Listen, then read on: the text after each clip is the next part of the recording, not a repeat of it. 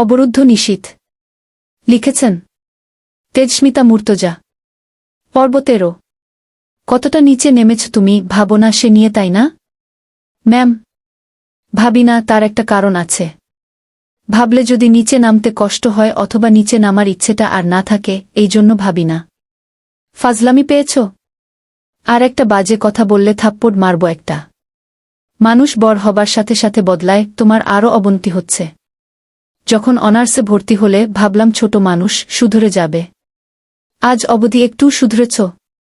আপনি খামোখা রেগে যাচ্ছেন ম্যাম। করেছিটা কি? তুমি জানো না, তাই না? তুমি নিজেই বলো তো, একটা ভিপির সাথে এরকম অসভ্য কর্মকাণ্ড যায়? ভার্সিটিতে মেয়েরা যদি তোমার কাছেই নিরাপদ না হয়, তাহলে জুনিয়ররা তোমার কাছে কি শিখবে? তোমার শাসন মানবে তারা? মাথা নাডল, জি না, মানবে না। আমি হলেও মানতাম না। কটমটিয়ে উঠলেন ম্যাম, তোমায় আমি কি করব জয়? এত দায়সারাভাবে জীবনযাপন করো না, কোথায় গিয়ে আটকে যাবে, তখন কিন্তু ছটফটানিতে লাভ হবে না বিশেষ। জ্বর হাসল ম্যাম। আমি জানি আমার পরিণতি খুব একটা ভালো না, কিন্তু আমার সেই পরিণতিকে ভয় লাগে না। এখানে আমার করণীয় কি? তুমি পাগল একসময় আসবে আমার কাছে সময় করে কথা বলবো। জীবনে পাপ তো কম করলে না, এখন থামা উচিত নয়? তবে এখন বলো, কি হয়েছে মেয়েটার সঙ্গে তোমার? হা করে শ্বাস নিল। কিছু বলতে প্রস্তুতি নিল সে। সুন্দর করে বলল, রাগারাগি হয়েছে। রাগারাগি হয়েছে? জুনিয়রের সাথে রাগারাগি? আরমিন আমার প্রেমিকা ম্যাম, কিন্তু ও এখন আর আমাকে চায় না। কথা বলতে গেলেই ছ্যাত করে ওঠে, এড়িয়ে চলে, এরপর গতকাল আবার অভিযোগ করেছে। এখন আপনি যদি গিয়ে ওকে এই কথা জিজ্ঞেস করেন, এমনভাবে অস্বীকার করবে, আমার কথাটাকে মিথ্যা মনে হবে আপনার। পরিপাটি কথা জয়ের, সন্দেহের অবকাশ থাকার ফাঁকটুকু নেই জয়ের কথার ধরনে। তাজ্জব বনে গেলেন মনোয়ারা, তোমার প্রেমিকা? আসলেই প্রেমিকা? কবে থেকে চলছে এসব? আমি তো বিশ্বাস করতে পারছি না ও তোমার প্রেমিকা। কেন বিশ্বাস করতে পারছেন না? মনোয়ারা বলার কিছু পেলেন না আপাত। বাইরে বেরিয়ে এলো। হাসি পেল ম্যামের কক্ষ থেকে বেরিয়ে। আপন মনেই বলল, আরমিন, কেন যে এত সহজভাবে নাও আমায় তুমি? কেন? হোয়াই?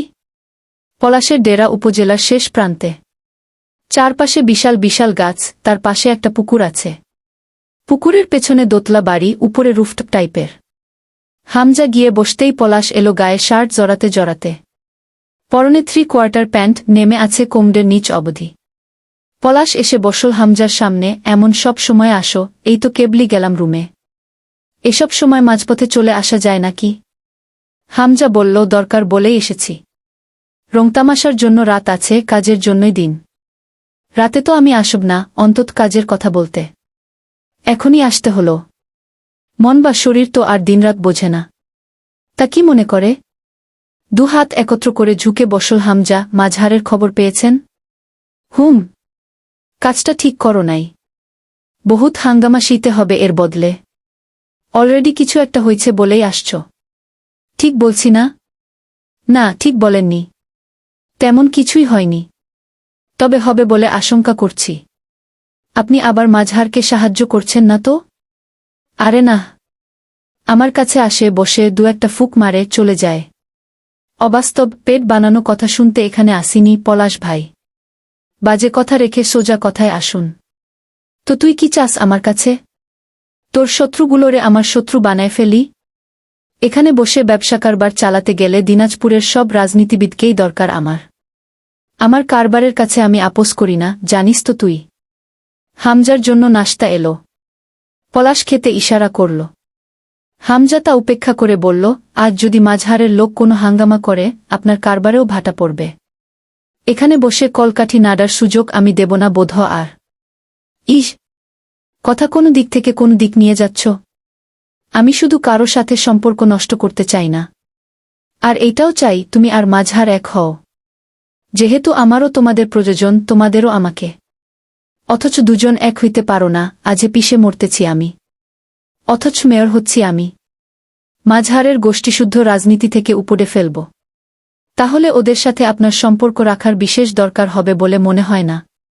পলাশ সিগারেট ধরিয়ে ঠোঁটে চেপে বলল, চা ঠান্ডা হয়ে যাচ্ছে। সোফার উপর শরীরের ভার ছেড়ে বসল।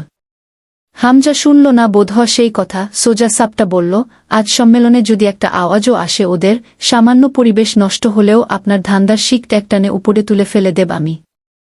মাঝহার ঢাকায় চিকিৎসারত। ওর ছেলেরা আতঙ্কগ্রস্ত। অথচ আমি জানি আপনার লোকজন মাঝহারের হয়ে ক্লাবে প্রতিদিন গণ্ডগোল করতে যাচ্ছে। আপনি ওদের নিষেধ করবেন। পলাশ চুপচাপ তাকিয়ে রইল একটু হামজার দিকে, পরে গম্ভীর হল, আমি ওদের যেতে বলিনি। আমিও আমার ছেলেদের যেতে বলবো না। ওরা নিজেরাই দড়ি ছিঁড়তে খুব ওস্তাদ। আর জয়কে তো চেনেন। এত হাইপার হয়ে এই লাইনে টিকবা কেমনে? তুমি শান্তিপূর্ণভাবে কাজ করেই এত তাড়াতাড়ি এখানে আসছ। এখন আমি যা বলি মন দিয়ে শোনো। সংক্ষেপে শেষ করুন, সময় কম হাতে। জয় কোথায় এখন? বাড়িতে। কথাটা মুখে বললেও মনের ভেতরে খট করে উঠল হামজার। যে ডানপিটে ছেলে আসলেই বাড়িতে আছে তো?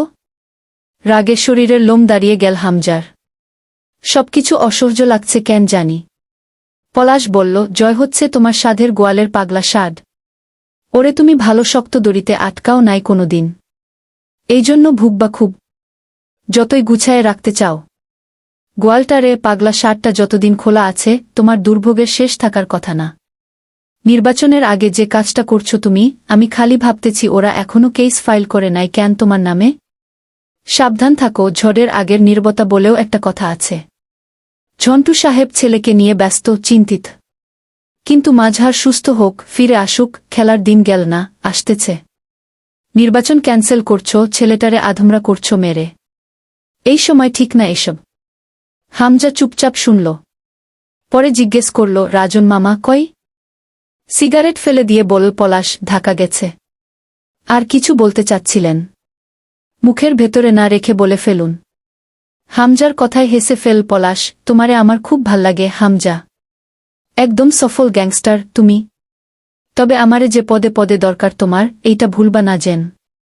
পলাশের চোখের রং ধূসর, ঠিক বিড়ালের মতো জ্বলজ্বল করে। হাসলে কেমন এক গা ছমছমে ভাব ছড়িয়ে পড়ে আশেপাশে।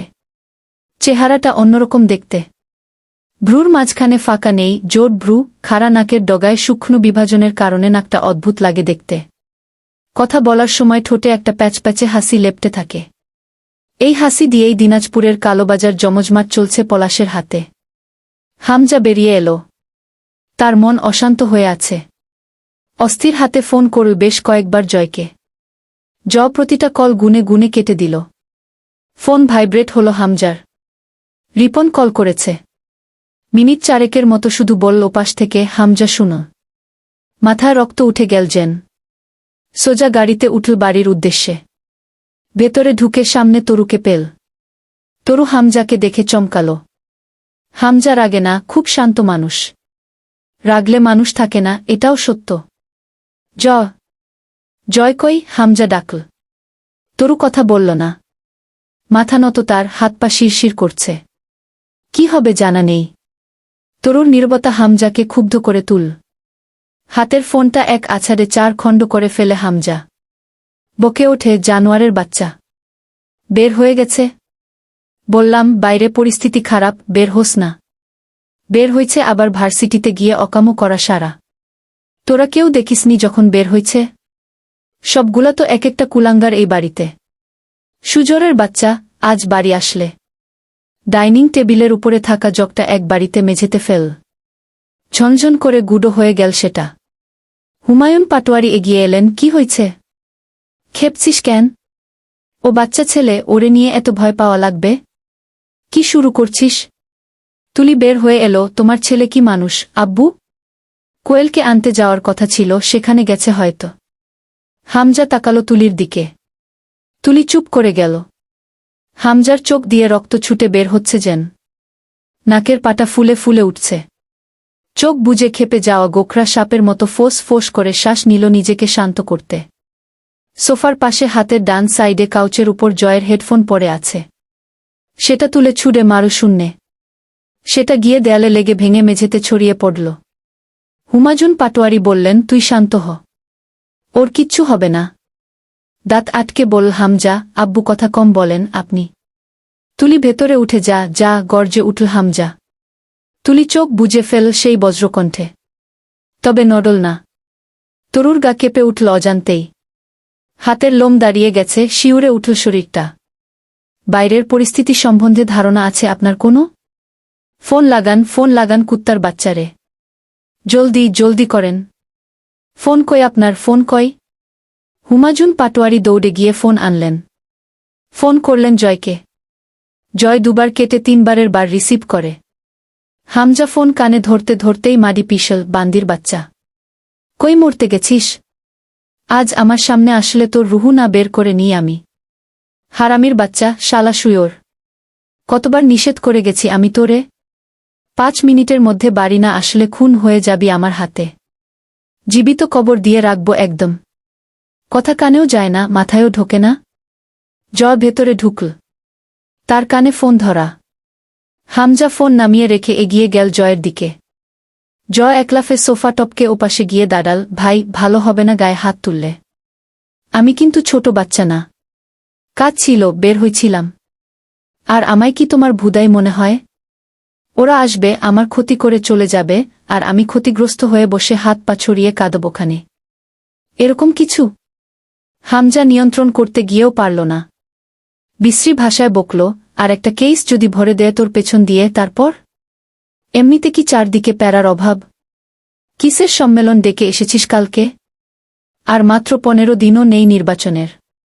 এই সময় তোকে টলারেট করব নাকি? যা যা ঝামেলা বেঁধে আছে চারদিকে, আরও ঝেপে ঝেপে আসছে, সেগুলো টেকেল দেব? ওইদিকে মুস্তাকিন মহান গলায় গামছা বেঁধে তোর আর আমার পেছনে লেগে আছে। তামাম দিকে তার উৎপাত টের পাচ্ছি। তোর ঝন্টু আব্বা তোর নামে কয়টা কত রকমের কেস ফাইল করবে, তোরে ফাঁসি দড়িতে না ওড়নায় ঝুলাবে, আমার নির্বাচন চাঙে না মাচায় তুলবে, সেই পরিকল্পনা আছে। ভার্সিটিতে তোর বিপক্ষে আন্দোলন চলছে, নির্বাচনের দিন এগিয়ে আসছে। সুজরের বাচ্চা, এবার ভালো হ। চাপ নিতে নিতে আমার ধৈর্যে টান লাগলে সব গুলারে একসাথে এক কবরে পুঁতে রাখব। এক একটা একরকম কর্ম করে রাখো, তা সামাল দেওয়ার জন্য একা আমি? হুট করে হামজা রুখে গেল জয়ের দিকে। গায়ে হাত লাগার আগেই মাঝখানে তুলি এসে দাঁড়াল। থাম। রাগ উঠলে পাগল হয়ে যাস? মানুষের চামড়া আছে তোর মাঝে? এই জন্যই তো ভাবি তোকে ঘেন্না করে। হামজা চোখ বুঝল। তুলি সরে যা সামনে থেকে। তোর গায়ে হাত দিতে চাচ্ছি না আমি। বেশিক্ষণ মনে রাখতে পারবো না, তুই মেয়ে মানুষ। ভুলে যা। পারলে ভুলে গিয়ে মার আমায়। ওর শরীর ভালো। তুই ওকে মারতে যাচ্ছিস, তার আগে নিজের দিকে দেখ। সব ভুল ওই করে, তোর কোনো ভুল নেই? তুই তোর চাচা শ্বশুরকে নির্বাচন থেকে বাদ করেছিস কেন? এখন ওরা খেপে গেলে সামাল দেয়া কষ্ট হচ্ছে, তার ভাগ জয় কেন নেবে? তুই ক্ষমতার লোভে দিন দিন জানোয়ার হয়ে যাচ্ছিস। ভালো ছিলে না কোনো দিন। এ বাড়ির কোনো পুরুষ বা মেয়েলোকটা ভালো? কেউ কাউকে কাদা ছোড়ার নেই। হামজা সরে এলো। জয় সোফা টপকে হামজার সামনে এসে দাঁড়ায়। ভাই, হামজার কাঁধের দুপাশে নিজের 2 হাত জড়িয়ে পিছিয়ে নিয়ে গিয়ে সোফায় বসিয়ে দিল হামজাকে। এরকম নির্লজ্জের সামনে চেয়েও হামজা কোনো প্রতিক্রিয়া দেখাতে পারে না আর। মুখ কঠিন করে ভারী শ্বাস ফেলতে লাগল হামজা। পা ফাঁক করে বসল সোফাতে পাশেই। ঠান্ডা হও তুমি। সব ঠিক আছে। যা হয় দেখা যাবে। কিছু না হতেই তা হবে আশঙ্কা করে অশান্তি করো, তাইলে না হওয়া অবধি যে শান্তিটুকু পাওয়ার ছিল, সেটা থেকেও তো বঞ্চিত হচ্ছি আমরা। হামজা দাঁত খিচল। শালা শুয়োর। নির্লজ্জ।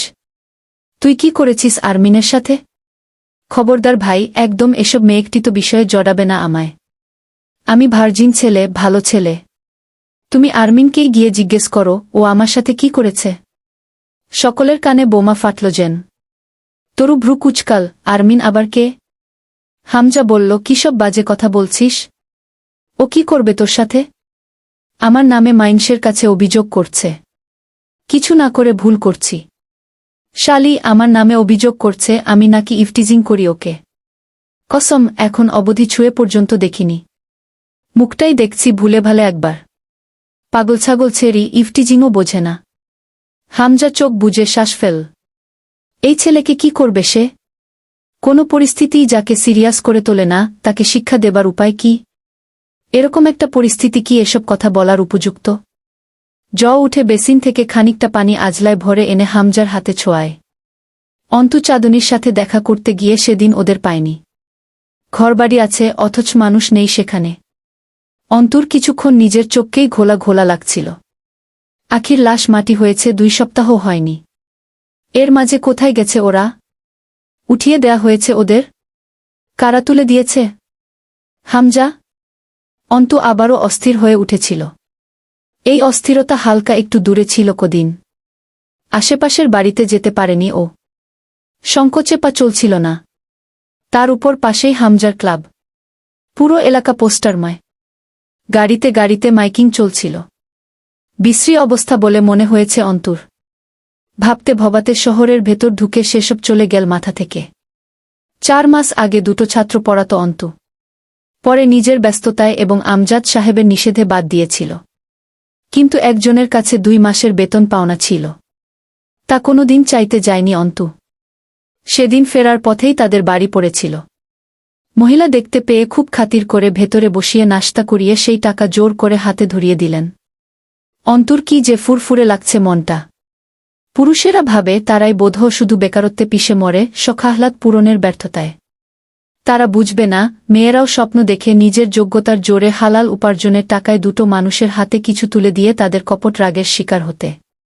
এই যে এখন অন্তু পুরো টাকাটা দিয়ে একটা দামি রোলেক্স ব্র্যান্ডের ঘড়ি কিনে নিয়ে যাবে আব্বুর জন্য।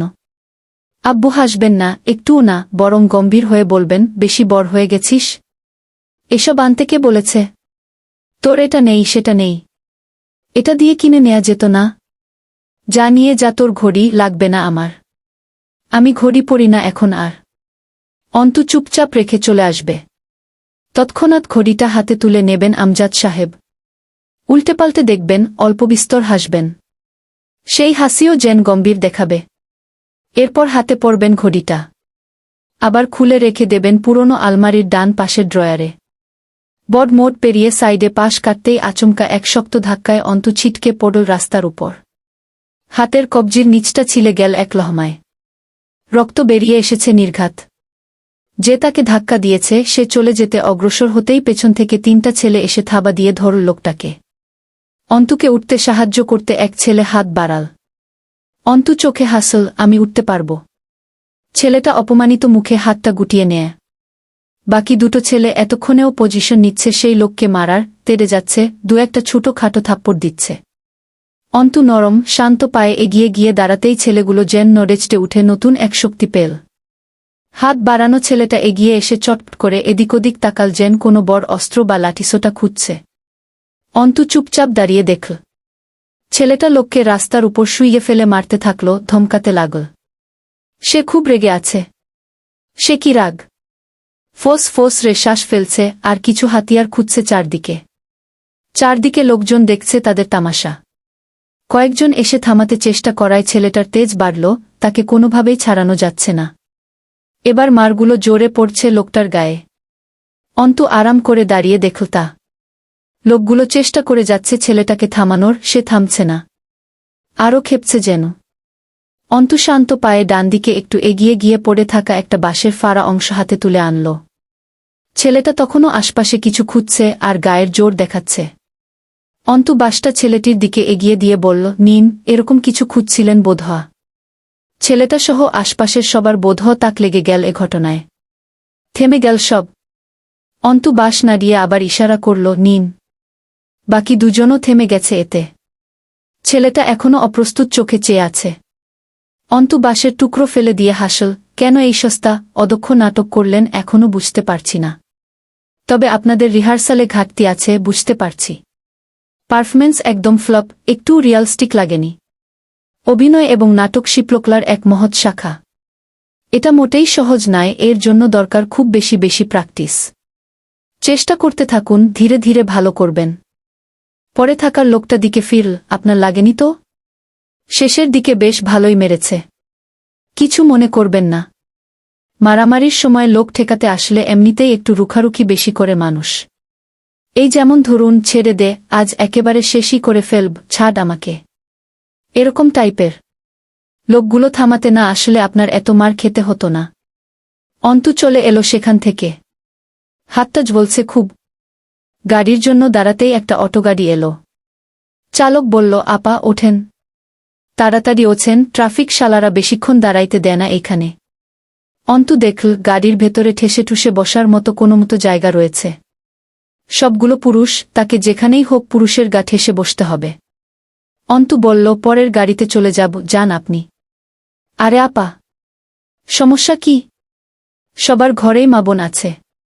এরা কেউ আপনার ভাই, কেউ বাপের মতন। বসেন, তাড়াতাড়ি চলে যাই। অন্তু হাসল, জি একদম সঠিক কথা বলেছেন। বেগানা বলে শুধু একটা শব্দ রয়েছে, এর কোনো যুক্তি নেই। হুদাই এই শব্দটার উৎপত্তি। কারণ যেহেতু বাড়িতে মা বোন সবার রয়েছে, সুতরাং বাইরের সবাই সবার মা বোন। এতে সন্দেহের অবকাশ নেই। পৃথিবীতে সবাই সবার মা বোন। তা ভাই, আপনি আপনার কোনো মা বা বোনকে বিয়ে করেছেন? জায়েজ হয়েছে তো? ফাজলামি করার জায়গা পান না। নাটক? এইসব ঘোমটার তলে যে খেমটা চলে তা তো লোক জানে না। রাস্তাঘাটে বের হন কেন তাইলে? এত যখন দেমাগ, তখন উড়োজাহাজে চড়ে পথঘাটে চললেই পারেন। অন্তু মাথা নাড়ল, আপনার পরামর্শ আমি মনে রাখব ভাই।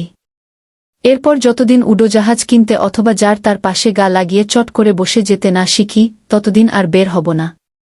লোকটা কিছু বলতে উদ্যত হতেই অন্তুর কণ্ঠস্বরের শীতলতা পিলটে কঠিন, দৃঢ় হয়ে উঠল, যান, দাঁড়িয়ে থাকবেন না আর।